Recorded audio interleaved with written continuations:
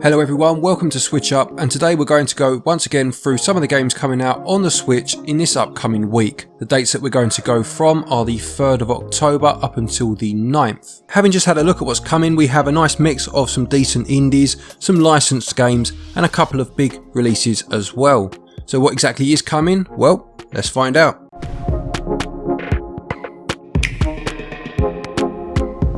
First up then, coming out on the 6th, we have Agatha Christie, The ABC Murders. This is based on the classic Agatha Christie novel and stars her character Poirot in a third-person adventure mystery game. This came out on the PS4 back in 2016, and I'll be honest, I really like games like this. I've never played this one in particular, but these are the sort of games I play with the missus. We've played all of the Sherlock Holmes ones that you can get on the PlayStation, as well as going further back and to a lesser extent the CSI games as well. This one says you'll be collecting information by examining suspects, paying attention to what they say and how they feel, solving puzzles, and then using the clues collected to make deductions and solve the mysteries. It's selling for £35.99, but does have 10% off of that price until launch, although this one is also getting a physical release, so I'll be picking it up that way. A, B, C.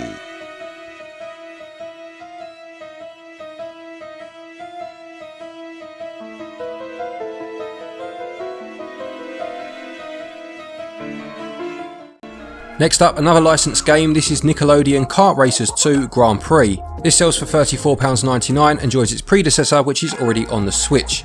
Now, I reviewed that game a long time ago now. I'll stick the link in the top pinned comment if you are interested, and whilst it's okay, there's nothing inherently wrong with it as such. It's just incredibly soulless considering the franchises you have within it. It doesn't really have any of the humour or charm that those franchises bring, and it felt very much like a cash grab. Now, I'm hoping this sequel will do something to improve on that. Just bringing a bit of life to the characters would be nice, because this one includes the Turtles, which were in the first game, and Ren and Stimpy. Now, you've got some of my favourite characters of all time mentioned right there, and I'd love for this to be a good game. It says more characters plus more karts plus more tracks equals more fun. I don't feel they've quite grasped what was missing from the first game there, so that's quite worrying, but we'll see. It's out on the 6th. The next game then is Charterstone Digital Edition. This is a physical board game that you can buy, and by all accounts it's very good, and will be selling for £22.49, although it does have 20% off of that price up until the 14th of October. This is a strategy game where you need to build the new Eternal City, picking one of 6 characters, whilst managing your workers, buildings and resources. This includes both local and online play, which is something some of these digital board games doesn't include, so that's good to see, and you can save your progress at any time. I know that Paul at a channel called SwitchUp has recently done a video on this particular game. I watched it because I was quite intrigued about this one myself, so I'll put a link to his video in that top pinned comment if you want a bit more information. Next, coming out on the 7th, we have a game called Foregone, which is going to sell for £26.99. This is a 2D action platformer which has been out on Steam since February of this year, and the crux of the gameplay is the speed and the fluidity at which it moves. Now, I read a review of this based on that Steam version, and that particular reviewer said that it looks very much like Dead Cells, which I'd certainly agree with, but it plays in some respects like Diablo because you are picking up loot as you go, and also, although it doesn't say it anywhere on the blurb, it's not a roguelite, it's not a Metroidvania, and there's no procedural generation at all. It looks like it's a straight out platformer, which I'm all for, I've got to be honest. And for all. You cannot stop destiny. No more living weapons. No more experiments. I'll end your suffering right here, right now. End it. Next, coming out on the 8th, we have Iconfell, which is selling for £17.99 and is a turn-based tactical RPG where you take on a group of magic students. You can use 3 in battle from your total of 6 in your party, and each has their own unique powers and strengths. There are 48 unique spells within the game, but there is no MP as you would usually find in a turn-based RPG, and instead you can use the spells as much as you want, and it's more about timing and strategy, so says the blurb. There are over 100 different enemies and 22 bosses to fight, plus items to discover such as wands, hats, cloaks and rings that will buff your character, I'm sure.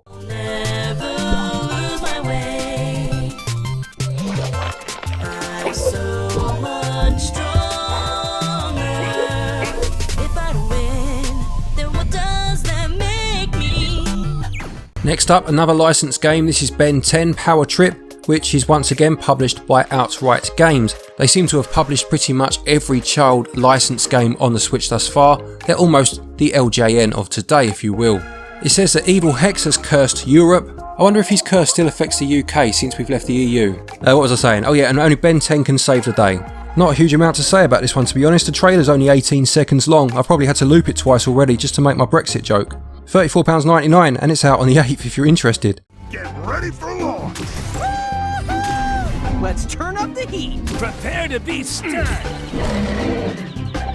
Next up then is a game called Falcon Age, which I think is already out on Steam and possibly the PlayStation. In fact, I think it might be a VR game on the PS4. You need to raise a falcon and go on an adventure to save your land. It says you will be bonding with a bird companion, hunting, crafting falcon snacks, and accessorising your falcon. There we go. Sounds like it's basically a falcon-based 3D Tamagotchi. If you've played this one before, maybe you can let us know a bit more about it. Was it in VR? I think it was. Anyway, this sells for £15.09 and it's out on the 8th.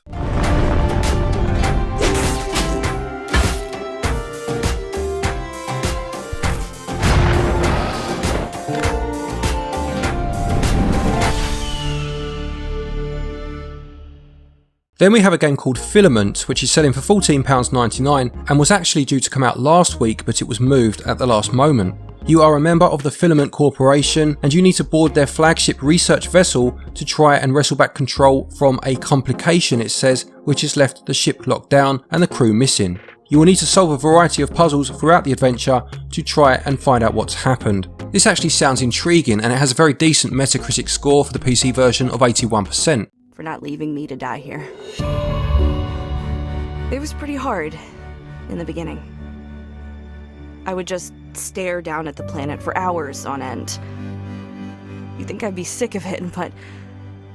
Next up then we have Neighbours Back from Hell. Now this is a remaster of two games from back in the day, Neighbours from Hell 1 and 2.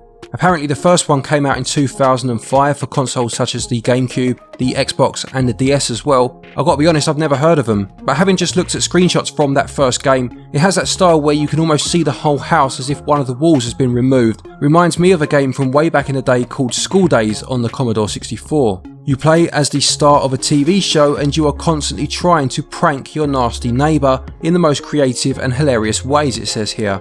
It says you can replace a candle with a firework or replace his shaving cream for whipped cream. This remastered version uses a claymation style in terms of the graphics by the looks of it, and it actually looks quite interesting. I don't know how I managed to miss these games back in the day.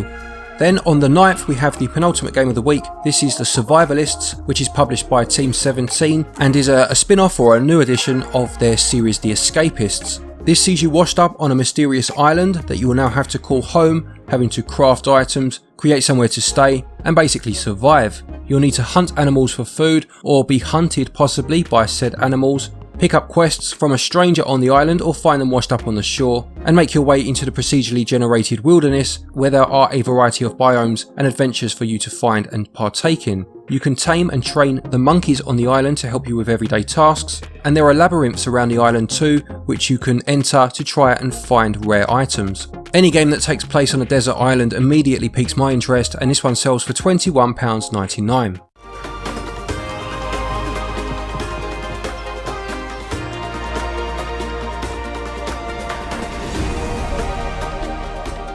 And the final game for the week is FIFA 21, which I'd be much more excited for were it not for the fact it's a legacy edition once again. This basically means that it's last year's game, just with updated kits and new transfers made to reflect the current teams for this new season. It includes Ultimate Team and the career mode, plus it has the license for the Champions League as well, but I'm not paying £44.99 for a legacy edition. I'm sorry EA, but that's just wrong. I'll do what I usually do with these games, which is wait for it to be about a tenner and then just pick it up then. Chances are I'm not even showing you the trailer in the background because what's the point? It's going to be for the full version, not the one we're getting on the Switch. So instead, you're making do with the only screenshot that's on the eShop, which is a picture of Kylian Mbappe. Great player, so I hope you enjoyed staring at him for the last 40 seconds or so. There you have it then, there's 10 more games for the week. In fact, I'm just counting them now, that's 11 isn't it? I've done 11. You've got a bonus game, nice one. I actually think this is a decent week, to be honest. Games like Foregone and Filament sound really interesting. Neighbours from Hell piques my interest, plus things like the Survivalists, Agatha Christie for me, and FIFA if you like legacy editions. Please do let us know if you're picking any of these games up. A quick thank you to our patrons as always for your continued support, and to each and every one of you for watching our videos. Take care, stay safe, and until next time, happy gaming.